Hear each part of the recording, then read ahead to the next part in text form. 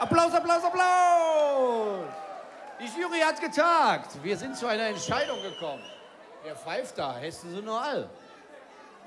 Das ist die Jury, damit ich hier nicht alleine stehe und ihr nicht den Eindruck habt, dass ich das hier irgendwie in Allmacht entschieden habe.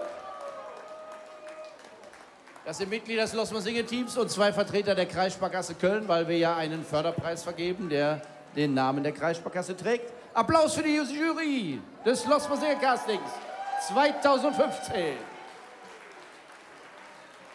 So, jetzt muss ich ins Lure, dass ich nicht durcheinander komme. Ne? Wir haben ja viele Preise. Ne? Also, erstmal zum Publikumspreis. Ihr habt abgestimmt.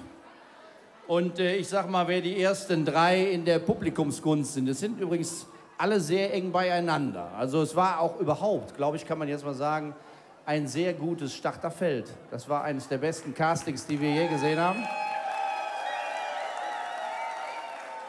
Also auch diejenigen, die jetzt keinen Preis bekommen haben, sollten nicht in Tränen ausbrechen. Es waren wirklich alle gut. Und es ist dann auch sehr schwierig zu entscheiden. Sieht man auch am Publikumsvoting. Alles eng beieinander.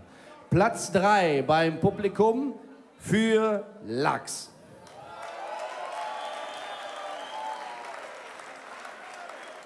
Auf dem 2. Platz beim Publikum Campus Finest.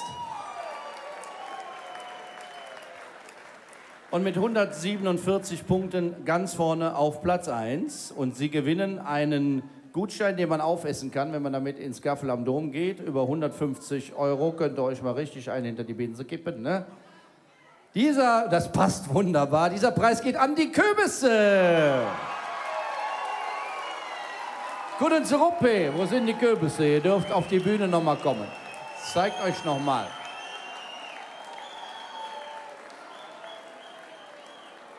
Seht ihr noch da?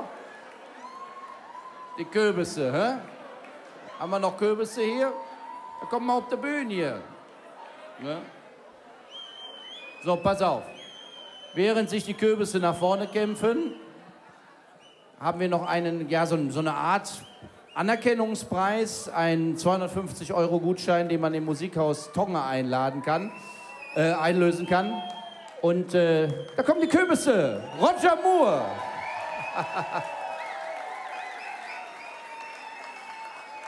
We love Lachs. Leider nur Platz 2. Also einen Preis, 250 € Gutschein, den man bei Tonga einlösen kann.